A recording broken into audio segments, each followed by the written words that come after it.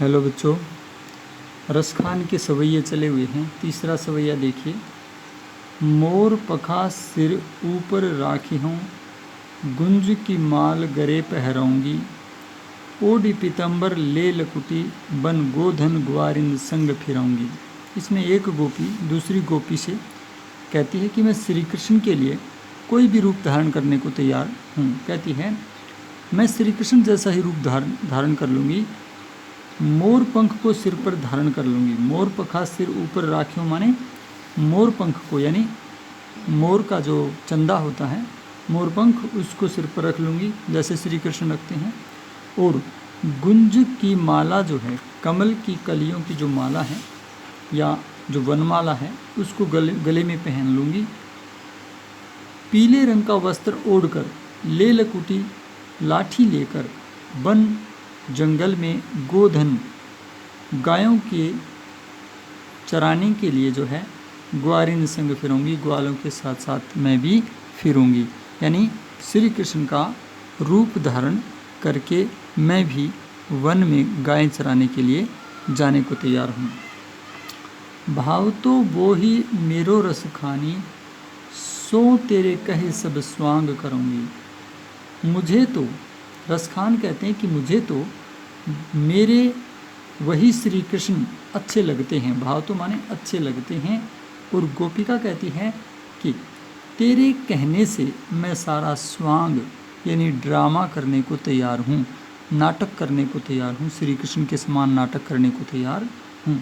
या मुरली मुरली धर की अधरान धरी अधरा न धरूंगी। लेकिन कहती है यह मुरली जो मुरलीधर के अधरों पर धरी गई है, यानी श्री कृष्ण जिसको हमेशा अपने ओठों पर रखते हैं, उस मुरली को अपने ओठों पर नहीं रखूंगी।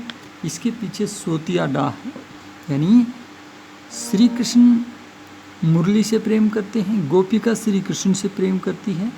गोपिका कहती है कि मुरली मेरी सोतन के समान है, इसलिए मैं उससे प्रेम नहीं कर सकती, उसको मैं अपने ओठों पर नहीं रखूंगी।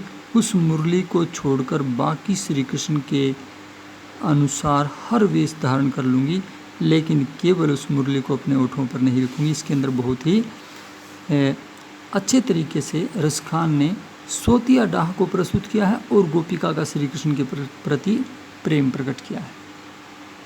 और काव्य सौंदर्य में जो है ब्रज भाषा जो पिछले अपने सवैये में थे, लगभग वही इसके अंदर काव्य सौंदर्य के पॉइंट होंगे।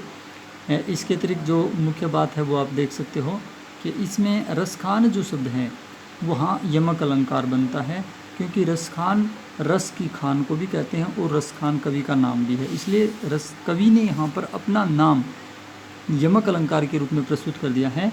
रसखान यानी कवि और रसखान यानी रस की खान। श्री कृष्ण मेरे रसखान हैं, यानी मेरे लिए रस की खान हैं, क्योंकि यमक अलंकार में एक ही शब्द,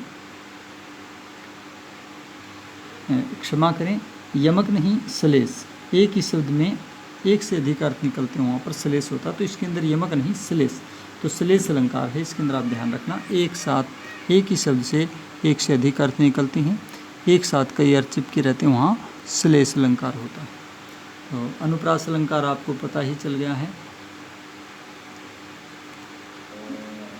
मुरली मुरलीधरान में अनुप्रास है, स्वर मैत्री अलंकार भी है, पद मैत्री अलंकार भी है।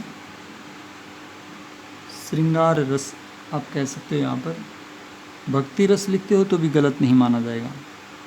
और माधुर्य गुण।